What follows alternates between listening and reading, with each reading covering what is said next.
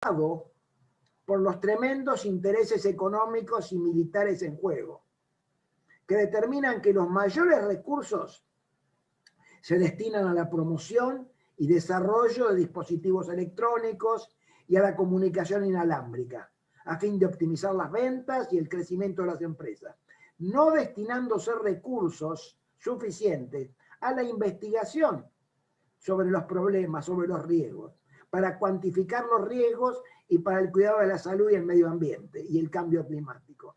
O sea que esto es un poco el panorama actual. A eso le tenemos que agregar de que los problemas más graves es que no hay una unidad de criterio respecto al análisis de cuál es el riesgo a los campos electromagnéticos. Ustedes van a observar, si ustedes entran en internet, ¿no es cierto?, es fácil ver que va a haber decenas de miles de trabajos, ¿no es cierto?, que están publicados, muchos de ellos con revisión de pares, que muestran efectos nocivos de los campos electromagnéticos a todo nivel. Y por otra parte van a haber publicaciones y guías de aplicación del ICNIRP. El ICNIRP es la organización que se ocupa del control, que desconocen en forma absoluta las publicaciones mencionadas y establecen que no existen efectos para la salud por debajo de los valores límites establecidos. O sea que hay una dualidad de criterios y lo mismo ocurre en la parte de reconocer los efectos cancerígenos, los efectos estocásticos. Si bien la Agencia Internacional de Investigación del Cáncer, el IARC, en el 2011 y un poco antes también, se reúne y determina que las radiaciones no ionizantes, tanto las de baja frecuencia como las de radiofrecuencia, son posibles cancerígenos, y además de eso, posteriormente se realizan experiencias con animales que confirman no solo la cancerogénesis, sino también la co-cancerogénesis, que significa que cuando ya existe un cáncer, se aumenta digamos, la agresividad, el tamaño, el número de tumores, etc. Esto se ha comprobado en animales, los trabajos de Tillman, Dersi, NTP, etc. Les quiero decir de que todas las cosas que mencionamos, los trabajos que ustedes van a ver, los van a recibir a todos los que asisten a este seminario, mañana o pasado, le van a hacer llegar información bibliográfica, de forma de que pueden por ustedes mismos de alguna manera ver los trabajos originales. Y además, obviamente que van a tener mucho más información de la que reciban en esta corta charla. Entonces, decía que a pesar de que el IARC dice que es un posible cancerígeno, a pesar de que después las pruebas con animales también lo muestran, el ICNIR desconoce tanto la calificación del IARC como las experiencias con animales. Lo cual nuevamente es un conflicto normativo científico que produce confusiones. Todas estas anormalidades y diferencias en los trabajos científicos fueron observadas no solamente por la comunidad científica, sino por el Parlamento Europeo. El Parlamento Europeo emite una resolución, la resolución 1815, que dice, por ejemplo, es larga, ustedes también la van a recibir, la resolución Michoque. Insisto, es una resolución del Parlamento Europeo aprobado por unanimidad. Dice que hay que reconsiderar la base científica de las normas actuales fijadas por el ICNIR, que presentan graves deficiencias, y aplicar la optimización de las exposiciones para lograr las dosis tan bajas como sea posible, o sea, aplicar el principio Lara, tanto para los efectos térmicos, para los efectos no térmicos. Luego habla de implementar campañas de información y sensibilización sobre los riesgos, que es lo que estamos haciendo nosotros ahora. Sensibilizar a la población sobre los riesgos, los efectos biológicos potencialmente nocivos a largo plazo sobre el medio ambiente y la salud humana. Y que esto esté dirigido en especial a los niños, adolescentes y jóvenes. Luego habla de prestar, perdón, se me escapó, habla de prestar especial atención a todas las personas electrosensibles que están afectadas de un síndrome de intolerancia a los campos electromagnéticos y la adopción de medidas para protegerlos, incluido la creación de zonas blancas no cubiertas por las redes inalámbricas donde se puedan proteger. Habla de aumentar los esfuerzos de la investigación sobre nuevos tipos de antenas, teléfonos, dispositivos, etcétera, con el fin de reducir los costos, ahorrar energía y fundamentalmente proteger el medio ambiente y la salud humana. Y también hablan de fomentar la investigación en telecomunicaciones basados en otras tecnologías, iguales de eficaces pero menos nocivas para el medio ambiente y la salud. Habla de dar preferencia a los niños, en especial en las escuelas, la infantil, primaria y secundaria, a sistemas de acceso a Internet a través de conexión por cable, cables Ethernet. Es decir, evitar el Wi-Fi en los colegios. Esto ya ocurre en varios países, ¿no es cierto? Francia, Rusia, donde está prohibido usar Wi-Fi en las escuelas. Y finalmente aplicar, escuchen esto, aplicar los procedimientos necesarios para la evaluación del riesgo de cualquier nueva forma de dispositivo antes de su comercialización. Esto está dirigido al 5G. O sea, no arrancar, ¿no es cierto?, no comercializar, si antes no se llevan a cabo todos los estudios necesarios para evaluar el riesgo. Estas recomendaciones forman parte un poco de nuestro catecismo, ¿no es cierto?, entre otras cosas. Y esta es una propuesta que vamos a discutir primeramente en América, en Latinoamérica, y también con los países de todo el mundo. Ya lo hemos pasado, esto está en castellano, pero lo hemos pasado en inglés, que es un plan de actividades 2021. ¿Cuál es el objetivo de esto? Corregir la situación actual. Corregir la situación actual que es realmente inadmisible. O sea, uno, lograr una base científica real compartida por todos. No que haya uno piense una cosa y otro piense otra. Que todos de alguna manera se basen en la misma información, para lo cual vamos a convocar al UNSCEAR, que es un organismo dependiente de Naciones Unidas, que hace este trabajo con las radiaciones ionizantes. Luego, lograr la visualización universal de los efectos estocásticos del cáncer, para lo cual queremos que se vuelva a reunir el IARC.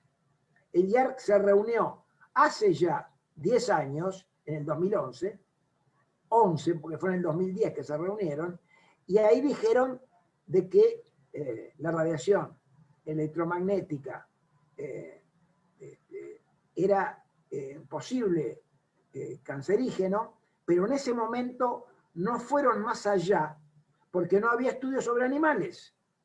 Y otras historias que después les voy a comentar, como un estudio fraudulento que hicieron las compañías telefónicas con un estudio que se hizo en Dinamarca, y además habían desacreditado el estudio Reflex, ¿cierto? Todo eso era falso y eso después se comprobó. Así que bueno, dado que ahora hay mucha más información, queremos que se reúna el IARC, pero se están haciendo los distraídos, tratan de patearlo para adelante. ¿Por qué? Ya varios expertos del IARC que se reunieron en el 2011, como Miller de Canadá, Melnick de Estados Unidos, Hardell de Suecia y otros, ya han dicho de que la radiación, los campos electromagnéticos, son un seguro cancerígeno, tipo 1, incluso con mayor, de alguna manera, potencia que la radiación ionizante. Como esto lo saben, están pateando para adelante la reunión del IARC, y eso no lo debemos permitir, ¿no es cierto? Porque además, si realmente opinan de que no hay ningún problema, bueno, que se reúna el IARC y que diga no hay ningún riesgo para la salud.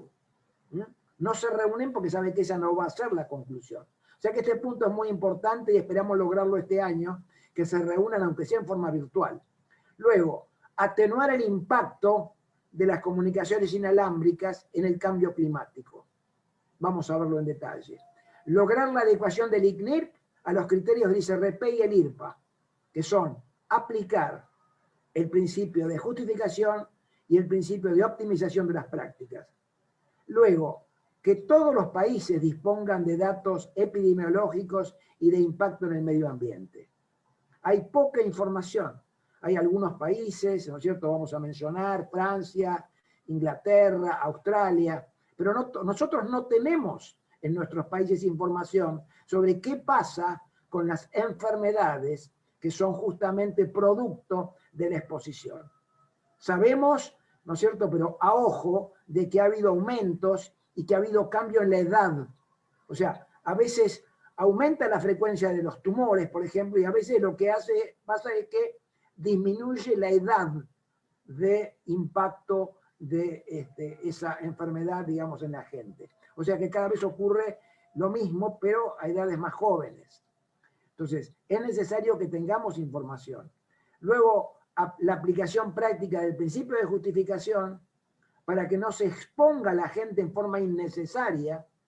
Es decir, aplicar el principio de justificación implica ya bajar las dosis, bajar la exposición de la gente, pero por factor 10. Esto es más importante que bajar los niveles. Y tercero, el principio de optimización. O sea, optimizar. O sea, emitir, de alguna manera, campos electromagnéticos que sean lo menos nocivos para el hombre. Y para esto hay mucha información, hay mucho estudio. Para todo esto hay que trabajar. O sea, tiene que haber equipos de trabajo para la justificación y para la optimización. Y la optimización no es solamente que sean bajos, sino además determinar cuál es la frecuencia más conveniente, cuál es la frecuencia que es más saludable para las personas. Finalmente, disponer normas adecuadas de protección radiológica, que no las hay. Y disponer de expertos en protección radiológica. Y esto es muy importante, y es lo que estamos tratando de hacer, concientizar y convocar a la sociedad para que justamente pueda defender sus intereses. O sea, como hay en este momento, de alguna manera, muchos intereses económicos en juego, es necesario que la sociedad se defienda, que la sociedad que se organice para no permitir políticas que afectan a la salud y que afectan al medio ambiente.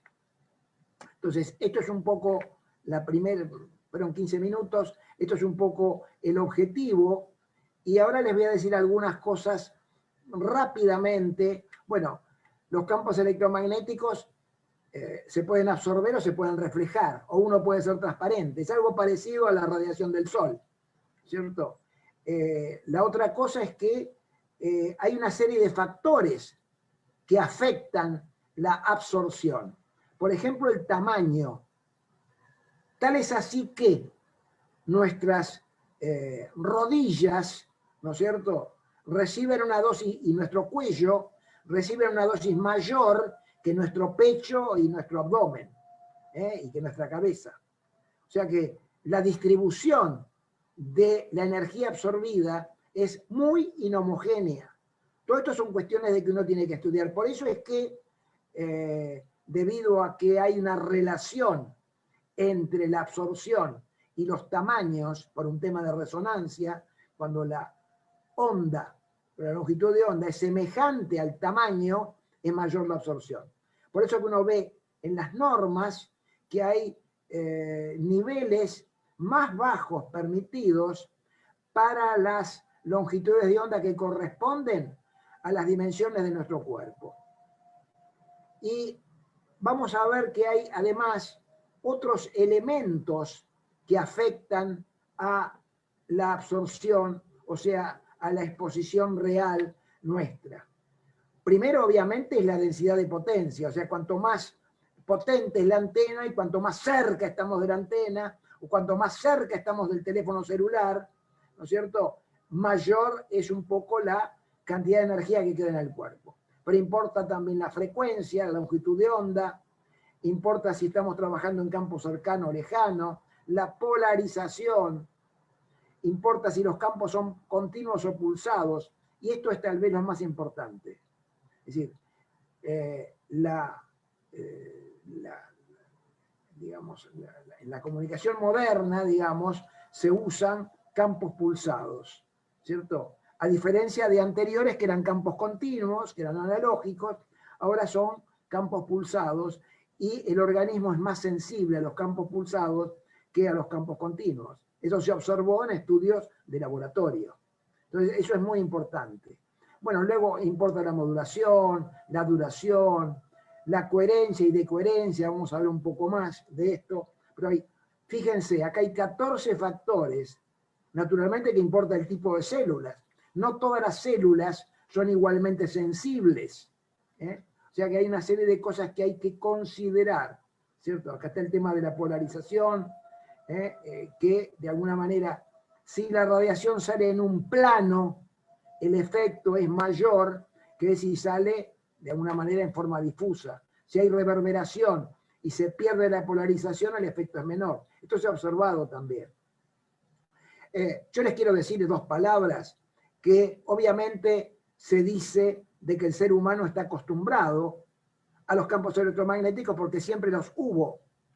Pero ocurre que los campos electromagnéticos naturales, originales, por empezar no eran pulsados, tampoco eran polarizados y eran de muy baja intensidad. Cuando nacen las comunicaciones, en el tiempo de la radio y la televisión analógica, son de alguna manera los campos electromagnéticos continuos. Ahora estamos en la era digital, Wi-Fi, antenas, que son pulsados. Y el problema es que el organismo es más sensible y además, en algunos casos, con la frecuencia de los gigahertz, son semejantes a las que utilizan los seres vivos para comunicarse. Por lo tanto, son particularmente sensibles a las mismas. O sea, esto es un poco... Y le dije, yo varias veces mencioné la palabra a todo nivel, porque se han hecho experiencias y se tiene información a todo nivel. Desde el nivel molecular, ¿no es cierto?, al celular, los órganos, los aparatos del organismo, el organismo completo en animales, los seres humanos, los estudios epidemiológicos en los países y finalmente el impacto en la vida silvestre. A todo nivel hay experiencias donde se muestra los daños que producen los campos electromagnéticos. Por empezar, arranquemos diciendo de que a nivel molecular hay muchas moléculas que vibran. Y las moléculas que vibran, si están cargadas, si son dipolo, generan campos electromagnéticos. Los campos electromagnéticos justamente se producen cuando una carga eléctrica se mueve en el aire. Entonces se producen, y esos, por ejemplo, los microtúbulos, ¿no es cierto?, que son parte del citoesqueleto celular, que están formados por dos polímeros, vibran y generan campos electromagnéticos de 42 gigahertz, que están relacionados con la respiración. Entonces, ¿qué pasa cuando los campos externos, ¿no es cierto?, interaccionan con los campos internos, con los campos endógenos? Bueno, puede haber coherencia, o sea, pueden apoyar, pueden ir en el mismo sentido, o puede haber de alguna manera problemas de interferencia, ¿cierto? Así que sobre esto hay mucho que estudiar, pero les cuento que hay un trabajo fantástico, ¿no es cierto?, de dos holandeses, donde mostraron de que hay resonancia, que hay de alguna manera zonas, ¿no es cierto?, de frecuencia que son saludables, porque son coherentes de alguna manera con los campos electromagnéticos endógenos, y frecuencias no saludables porque son decoherentes. Ellos han revisado, escuchen, más de 700 trabajos, ¿no es cierto? Trabajos sobre células, sobre animales, sobre microorganismos, de todo, en los últimos 50 años, del 1970 a 2020. Un trabajo realmente espectacular que yo creo que merece el premio Nobel. Y han demostrado de que esto es como un piano, digamos, ¿no es cierto? Que hay frecuencias que nos molestan y frecuencias que no nos molestan. Es como si fuera, toco el sol y me viene bien, toco el do y ya no me viene bien. O sea, ellos han establecido un espectro de zonas saludables y no saludables. Obviamente esto debería ser tomado en cuenta para la planificación, ¿no es cierto? Para la planificación de los espectros electromagnéticos que se emiten. Luego, salgo del nivel molecular, voy ya al nivel de las estructuras de la célula y hay un elemento muy importante que es la membrana celular. La membrana celular dispone de canales iónicos por donde pasa el potasio, el sodio y el calcio. Los campos electromagnéticos tienen la facultad de modificar la permeabilidad. O sea, abren o cierran los canales iónicos. Y esto no es gratis, ¿no es cierto? Especialmente si lo que pasa es calcio. Y ahí le voy a mencionar un ejemplo nomás, pero la activación de los canales iónicos produce una excesiva concentración de calcio. Y da, se la voy a hacer corta, pero a través de una serie de procesos biológicos que pasan por el óxido nítrico, la producción de radicales libres, etc., finalmente, ¿no es cierto?, inhiben la calcioneurina, que la calcioneurina es fundamental para nuestro sistema inmune. O sea que inhibir la calcioneurina en términos futbolísticos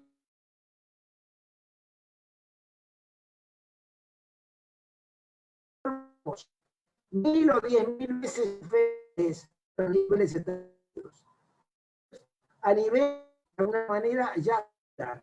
Luego, seguimos más adelante, no me voy a detener porque el tiempo es muy corto, todo esto lo van a ver, pero digamos a nivel ya celular, se han hecho estudios in vitro, el proyecto Reflex, donde se mostró que había, de alguna manera, aparecen aberraciones cromosómicas, o sea, daño en el ADN, efectos genotóxicos en un grupo de células humanas, ¿no es cierto? Esto es un estudio in vitro.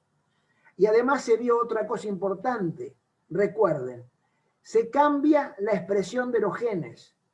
Y los genes están por algo, ¿no es cierto? O sea, cambiar la expresión de un gen no es gratis. Algunos son oncogenes. Nos ayudan, por ejemplo, a proteger, ¿no es cierto?, del crecimiento de un tumor, de un crecimiento anómalo. Bueno, cambian, o suben o bajan. Eso también lo hacen los campos electromagnéticos. Y todo esto tiene una serie de consecuencias. O sea que la conclusión del proyecto Reflex es que no existe justificación para sostener que no conocemos los mecanismos fisiopatológicos que podrían ser la base del desarrollo de alteraciones funcionales y de cualquier tipo de enfermedades crónicas en animales y en el hombre. Sigo subiendo en la escala biológica, por decirlo de alguna manera, y les menciono que hay otro fenómeno que es el cambio en la permeabilidad de la barrera hematoencefálica. La sangre llega al cerebro, se transforma en capilar venoso, que luego en capilar, digamos, arterial, luego se transforma en capilar venoso y cierra el circuito. Llevamos 25 minutos, Rodolfo. En esa zona, de alguna manera, pueden penetrar partículas. Y lo que ocurre es que pasan partículas mayores de las que pasan en situación normal. O sea, yo someto al cerebro a un campo electromagnético y permito que pase, por ejemplo, la albúmina. Y la albúmina tiene un efecto deleterio sobre algunas células. Y esto lo demostró Leigh Salford hace muchos años. En 2 minutos solamente ya ocasiona daño en las neuronas, el pasaje de albúmina. Y él predijo que debido a esto la enfermedad de Alzheimer se podría contraer a edad mucho más temprana. Y luego se hicieron estudios epidemiológicos donde se vio que se producía a una edad mucho más temprana. Luego están las experiencias ya con animales, con seres completos, experiencias con ratas, y este es el estudio más grande que se ha hecho hasta el momento, costó entre 20 y 30 millones de dólares, donde se sometieron ratas a exposición semejante a la que nosotros nos exponemos con un celular, y se observó de que, primeramente, no había aumento de temperatura, que eso es importante, no eran efectos térmicos, y se vio de que había un aumento de lesiones hiperplásicas, ¿cierto?, en las ratas macho, y también se vieron aumento de schwannomas en las ratas macho en el corazón. También hubo daño genético, ¿no es cierto?, por ensayo cometa, y la conclusión de un panel de expertos convocado por la FDA en Estados Unidos es que hay clara evidencia de actividad carcinogénica. Clara evidencia de actividad carcinogénica y en otros casos alguna evidencia, mucha evidencia, etc. Y estos hallazgos, dice la Sociedad Americana del Cáncer, son inesperados. No podríamos esperar de que esto ocurriera, ¿no es cierto? Y esta evidencia debe motivar para determinar el riesgo de cáncer con los teléfonos celulares. Y la Sociedad Americana del Cáncer pide a las agencias gubernamentales, a la Comisión Federal de Comunicaciones, que tomen medidas para garantizar la seguridad del uso del teléfono celular. Pero estas sociedades americanas, estas comisiones americanas, tienen oídos sordos, no han hecho absolutamente nada. Hay luego el estudio del Ramazzini, que se hace lo mismo que lo que se hizo en Estados Unidos, pero a exposiciones mucho más bajas, 100 o 1000 veces más bajas que el NTP. Y no obstante, acá están las ratas expuestos, no obstante, también se ven efectos. O sea que se ven efectos a exposiciones que son mucho menores de la exposición a la que está la gente, digamos, con los teléfonos celulares. Y ahí se ve la aparición de schwannomas, se ve la aparición de células hiperplásicas, de tumores malignos, ¿no es cierto? Se ve claramente. Acá está a la derecha, arriba están los grupos blancos y abajo están los grupos más expuestos. Venga, 0,5, 1,5, etc. No hay mucho tiempo. Hay evidencia epidemiológica de aumento de la frecuencia de leucemia infantil, lo cual determinó que se clasificaran las bajas frecuencias como posible cancerígeno, y luego viene el estudio del proyecto Interphone, ¿no es cierto?, donde se ve un aumento importante del riesgo de glioma y meningioma en los grupos de mayor exposición. Y les digo, los grupos de mayor exposición a los teléfonos celulares en aquel tiempo eran los grupos que usaban el teléfono celular, qué locos, ¿no? 20 minutos diarios. Hoy en día, realmente 20 minutos diarios no es alguien que lo usa mucho, es alguien que directamente no lo usa. Entonces, esto se determinó que nuevamente se clasificara a las radiaciones no ionizantes de radiofrecuencia como un posible cancerígeno. Pero en este momento no había estudios sobre animales, ¿no es cierto? O sea que era importante de alguna manera esto, que se vuelva a reunir el IARC, como dije al principio, para establecer cuál es la categoría que corresponde a los campos electromagnéticos. Y hay otros trabajos, Serenat, otro trabajo Interoc, hay trabajos, pero ya me faltan 30 segundos, o sea que ustedes van a recibir esta información mucho más amplias, ¿no es cierto? No tengo tiempo pero hay trabajos también estadísticos donde uno ve el aumento de la frecuencia de tumores en aquellos países que han hecho un estudio detallado, como es el caso de Inglaterra, ¿no es cierto?, donde se ve el aumento de los tumores debajo del temporal, ¿no es cierto? En cambio se ve una disminución de los tumores de alguna manera más suaves y aumentan los tumores malignos. Y se ve también en Suecia aumento de distintos tipos de tumores. En Francia se ve un aumento claro de los tumores, ¿no es cierto?, en los estudios que se han hecho entre el año 1990 y el 2015, etcétera, etcétera. Entonces ustedes ven cómo a nivel molecular, a nivel celular, a nivel de animales, a nivel de personas y a nivel epidemiológico hay un claro aumento y hay un claro impacto de los campos electromagnéticos en la formación de cáncer. Y no me queda en el tintero algo importantísimo, que es el efecto sobre el cambio climático, que no sé si tendré tiempo de mostrarlo, sí, ya no me alcanza. Por favor, dale, te damos unos minutos más, Rodolfo. Bueno, porque estos son todos los estudios de sinergia, está todo el tema del medio ambiente, las abejas que van desapareciendo, las aves migratorias, etcétera, pero es importante que en el caso del 5G, donde la mayor parte de la comunicación va a ser inalámbrica, es importante decir de que esto va a tener un impacto muy importante en el cambio climático. Por empezar, los costos son mucho mayores, ¿no es cierto? El cableado, el wired, como dicen los americanos, gasta menos energía, gasta el 10% de energía que lo que gasta la comunicación inalámbrica. Entonces, además de esto, digamos, las comunicaciones tienen menor velocidad, ¿no es cierto? Si uno compara, de alguna manera, las velocidades son muchísimo menores. O sea que esto es muy importante tenerlo en cuenta. Y acá hay unos datos de la Comisión de Estados Unidos donde dicen que, para darle un dato frío, del 2012 al 2015 se pasó de emitir 6 millones a 30 millones de toneladas de anhídrido carbónico. 6 millones a 30 millones de toneladas. Se multiplicó por 5 en 3 años. Y esto es el equivalente de agregar 5 millones de automóviles, ¿cierto?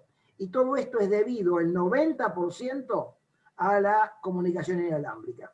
Por eso es que hay actividades que pensamos hacer en este campo. Bueno, muchísimas gracias nuevamente a todos por la atención y en otro momento podemos complementar un poco más esto, pero la doctora Debra Davis seguramente que va a poner la frutilla sobre el postre. Hasta luego. Muchas gracias, Rodolfo, por tu excelente presentación. Ha despertado un gran número de consultas, preguntas. Vamos a resumirlas. Ya está con nosotros la doctora Debra Davis, así que podrán el equipo de traducción ofrecerle los servicios al castellano. Vamos a responder al final, entonces, algunas de las preguntas, un resumen de ellas. Y las restantes preguntas las entregaremos, le pediremos a Rodolfo y a la doctora Debra Davis que nos hagan un consolidado de las respuestas para dar, por lo tanto, información de todo lo que nos han solicitado.